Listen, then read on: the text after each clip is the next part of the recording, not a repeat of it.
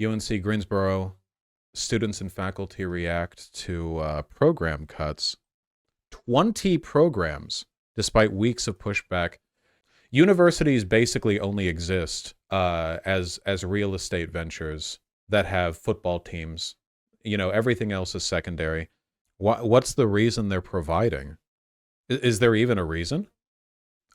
This article doesn't even say why they said they're doing it. UNC Greensboro finalizing its decision to cut several programs this afternoon after weeks of pushback from a lot of people on campus. Kelly Kendall joins us live tonight in Greensboro. Kelly.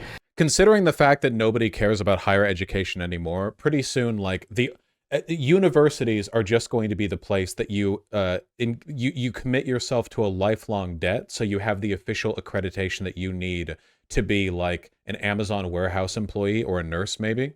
If you don't get the accreditation, you can never get any job that pays more than minimum wage, and that's it. Like there's not even going to be a pretense of higher education. How is the campus reacting to this news?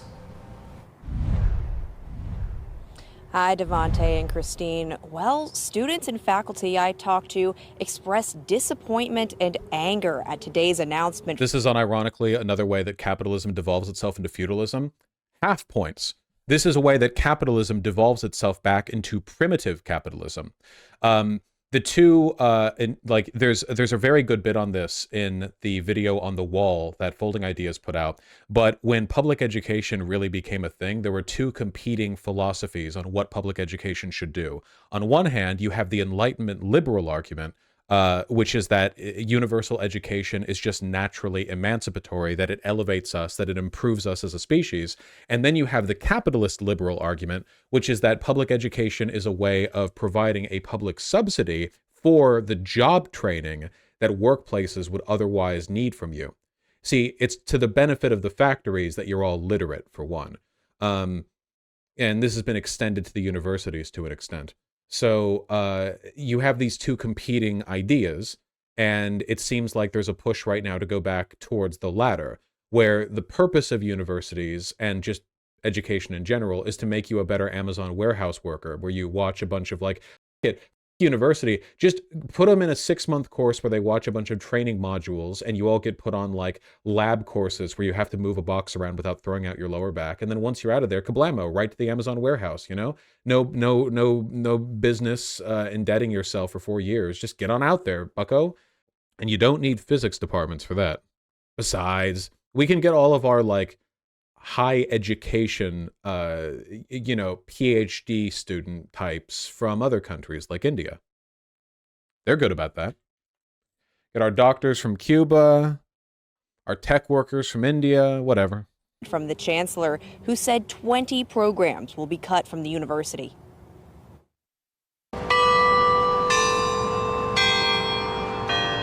Anthropology, physics, and several languages. Those are just a few of the programs that will no longer exist at UNC Greensboro, and the reaction on campus is consistent. What now? I mean, frustrating is an understatement. 2 SJWs in a row. Are you kidding me? Blue hair, then red hair? My God, the diversity. Understatement. Shock and disappointment. The announcement. This guy, you can tell by looking at this guy builds bridges. This if you want a bridge built, look at this guy. Wearing a windbreaker over a zip-up sweater over a t-shirt. This guy is ready, okay? Announcement came from the university's chancellor, Frank Hello. Gillum. The university's chancellor being smothered by his own clothing. What? Gillum, who said this decision was based on results from an academic portfolio review. But professors say the process has been flawed. We treated the process with a legitimacy that the administration never did from the very beginning. The possible cuts were first announced on January 16th, which triggered weeks of protests, letter writing campaigns, and other efforts by students and faculty. All right, now forgive my digression for just a moment. Don't you agree that this college protest group would look a lot better if they looked a lot better? I'm talking fashion, okay? I'm seeing ill-fitting clothing. I'm seeing t-shirts and sweatpants and jeans, not even good jeans, okay? That's what I'm saying. If you go back to the 1960s when people actually gave a shit, you take a look at those college protesters. there was a lot more razzle dazzle, if you know what I'm saying. Why are all these photos always in black and white? I'm telling you, man, it's a conspiracy. There we go. At Kent State, where nothing bad ever happened. All right?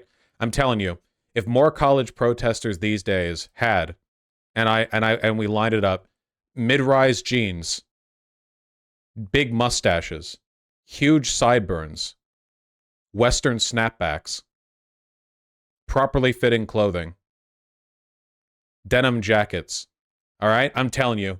Now, this is a lineup that a group of U.S. National Guardsmen definitely wouldn't fire guns into. Is that Liv Agar? Here, let's move on. Writing campaigns and other efforts by students and faculty to stop administration from cutting these programs. Now, they feel their cries have been ignored. I think it's a slap in the face. I think that it was intended. History professor. Sorry, not civil engineering. To send a message to the faculty that they're not going to be listened to. Students enrolled in the cut programs will be allowed to finish their degrees, meaning faculty will retain their positions for now. But they say it's about more than just their jobs. One professor in the Department of Languages, Literature, and Culture said the university is... He's building bridges between past and present. Thank you. That's true. There you go. Subs and Soda, you get first place. Smackerick, too. You came in second, but still very close. It was a good race, guys. Well done. Using programs that create diversity. It's diversity of thought. It's also diversity of people, the inclusivity. You're telling me a person with that shirt and these earrings would be a professor of languages, literature, and culture? That's crazy. Of people of various ethnicities, people who speak different languages, who practice in different ways. Students, too, are feeling the impact of the decision. Senior physics student Holly Burrows said they became emotional at the news. I could not stop myself from just breaking down and crying because it hurt. We put a lot of effort into fighting for this program. A clean cut there with the audio and video. That looked really natural. But those efforts aren't over, according to faculty and students I've talked to. They say they will continue fighting to keep those programs around and hope this time administration will listen. In Green W12 with the cleanest video editing. It is really sad. I think that education is like universally emancipatory. I don't know. Schools right now suck and you barely learn anything from them, and you learn more from the real world than you do in school. Seriously. Like, not to sound like a Redditor or whatever, but I guarantee you that you can learn more from a very dedicated and interested YouTube binge on any subject than you could from the equivalent of a month's lectures on that subject. The real trick to getting people to learn things is not the presentation of information. It's tricking them into caring about learning more themselves. You can lecture somebody for an hour, for 10 hours, for an infinite amount of time on any subject they're not interested in, and their brain just will not. Like, remembering things is a chemical electric process, you know? Your brain doesn't remember everything. It remembers important things. And what your brain considers important is a product of a number of things, but largely of your interest. If you're interested in a subject, you will go out of your way to learn more about it, and you will become very knowledgeable. And if you aren't interested in a subject, then no amount of lecturing can compensate for that.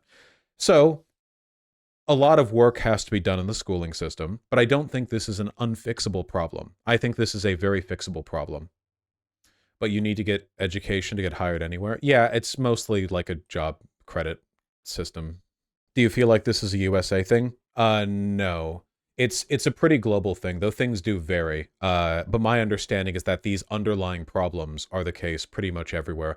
A lot of this is also because the global attitude towards education is very downstream of European educational trends, because England and France and so on colonized so much of the world.